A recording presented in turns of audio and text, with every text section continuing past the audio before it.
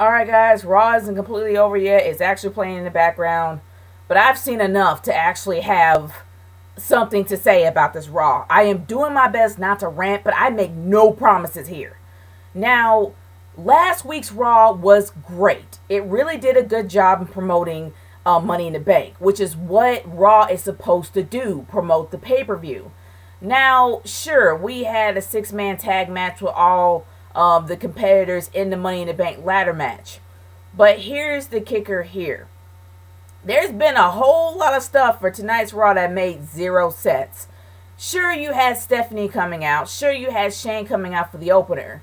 But the New Day literally trying to be the questioners to the answerees, I suppose, made no sense, and it was completely stupid and awkward. It just was. The dance off towards the very end, and then all of a sudden they left the ring. I don't know. But don't get me wrong, Stephanie looked great. I mean, I put on Twitter many times that chick got some great legs. I mean, hey, I'm gonna be real. From woman to woman, she got nice legs. But it made no sense for them to have a dance off at the very end. It's just stupid. Hence why I am all for the New Day breaking up. Please separate those guys. It's to the point where they are looking like fools every single night. It used to be funny. It used to be great, but it's annoying. I mean, screw the kids. I'm going to be real here. Screw the kids. They got Cena and Roman. That's all they need. We don't need no more New Day. We don't need no more Bootios or unicorns. I'm done with the New Day. Split them up. But moving on from there. There has been absolute weirdness and craziness and insanity all freaking night. Can we talk about the fact that the club somehow decided to get back together? Yeah. I mean, just like I said on Twitter, the club is like the ex-girlfriend or boyfriend that just doesn't get the hint. That will consistently follow you around thinking that somehow you might change your mind or harassing you out of sheer anger. They were like the exes that never left. Seriously. And it was to the point where they somehow, in their infinite wisdom, thought it was a great idea to make AJ Styles a heel after they broke up a week before. Yeah, consistency rules. Honestly, if this is a new era, why do they have to be heel versus face? How come it just can't be two faces going at it?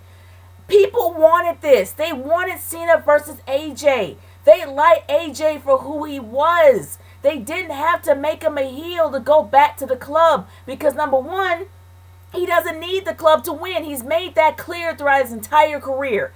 Number two, everybody liked him for being a face. He was fine where he was. It could have been great to have two faces going at it in the ring at Money in the Bank or at SummerSlam. This was a Big Four pay-per-view match in the making. They didn't have to be face versus heel. It could have been faces. If this is a new era, you don't have to change stuff back to the old era. Seriously. And yeah, Lana did make a botch. It was mostly with her accent. Her American accent slipped through and her Russian accent. I think it's because she's tired of being Russian. She's American. It's Memorial Day. She wants to be American. I am not surprised that she's just tired of being Russian. And it just slipped. Plus, Lana just seemed like that she was kind of off that night. I hope everything's all right. I mean, I know her and Rusev were engaged, but I'm hoping that nothing happened behind the scenes. But other than that, yeah, she slipped that night. And honestly, it happens. People get burnt out after a while. But honestly, gosh, it just made... I'm still kind of pissed off about the whole club thing. I mean, you had AJ versus Roman and Extreme Rules. The opportunity to make Roman heel or make AJ heel for Roman, but you kept AJ face and Roman was playing a heel, even though he's a baby face. Then you switch it around for Cena? It makes no sense. Seriously, it doesn't. There's just gosh. I mean, and plus the brand extension. Dude, we know about the brand split. Kofi, you can straight up say brand split. And honestly, I'm wondering if they were hinting that a New Day was going to split up anyway. Mostly because, let's be real, Kofi's the oldest dude on the entire team. He was around before Xavier Woods even showed up. Seriously. I'm waiting for those guys to split up. But There's just so many things that have really just pissed me off tonight. It is so hard to name it all. But mostly it's supposed to be geared towards Money in the Bank. They have to have more than one match. And here's another thing. There's been a big rumor before, and I haven't put this video up for my Just Saying video. I'm going to put that up probably about a little later. But the thing of it is, there was a huge rumor going around that Stephanie McMahon was going to challenge Charlotte for the U.S. title, for the women's title, somewhere around probably around SummerSlam maybe.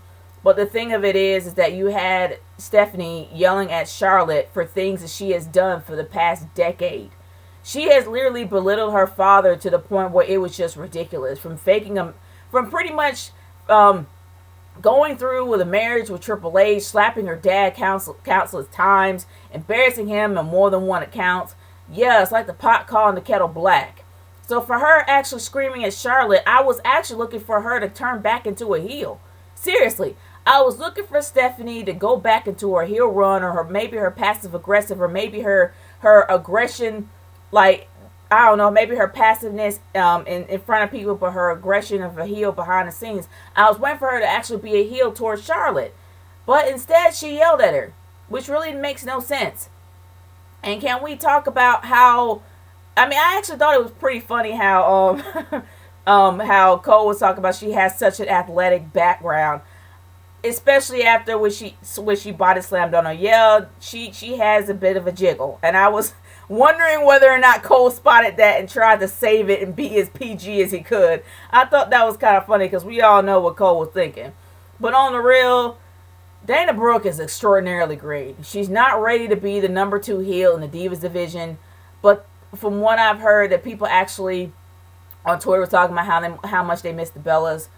Charlotte had the biggest heel promo, the most uncomfortable heel promo ever, but she's being persecuted for what she did instead of being pushed for it. She should be just, I mean, the fact is they need to just embrace her as a heel and not admonish her for it. And I'm not really sure where they're going with the storyline, but by the way it's looking, and from what I saw on Nikki's Instagram, Nikki's going to be making a return. I don't know when Nikki Bella's going to be coming back, but it looks like she's going to return. I don't know how with her neck injury, but I would not be surprised if somehow, some way, Nikki Bella is going to be the one to take the belt off of Charlotte up until the SummerSlam thing. I don't know. I don't know how it's going to happen, but somehow it looks like Nikki Bella is going to be making her return according to her Instagram account. And also, Bobby Roode has been dropping a bunch of hints on Twitter too, saying for those that have waited patiently. And I'm like, okay, what? He's going to somehow show up on Raw or maybe SmackDown? What? Is he going to be? We saw him on NXT. So we don't know what's going to happen in NXT. Who knows? Bobby Roode might show up to either be on the main roster or he might show up to be on SmackDown. Who knows? I don't know. But other than that, guys, my overall thoughts is this. This was not a good Raw at all. It was all over the place. It seems like decisions were made at the last minute, especially the whole thing with Dolph Ziggler and Baron Corbin. I guess in a way maybe they're trying to squash this feud as quick as possible because they see that they're having negative outcomes about it. But how Dolph did it was just dumb. How can you be pissed off an Extreme Rules match when you actually do have the right, well, not the right, but you have the ability to low blow somebody? Baron Corbin played dirty because you can play dirty at Extreme Rules. It was a no DQ match. So you could do anything you wanted. So he could have low blowed him back, but it seems like he's just being a sore loser. But other than that, I hope that this whole thing is squashed and they're able to move forward and Baron Corbin can be pushed and Dolph Ziggler can just stay where he is. Like, seriously, I was done with that whole thing, and it made zero sense. It made Dolph look like a spoiled sport, and it was just really stupid. And the whole thing with AJ, yeah, that still pisses me off. That still just burns in my craw.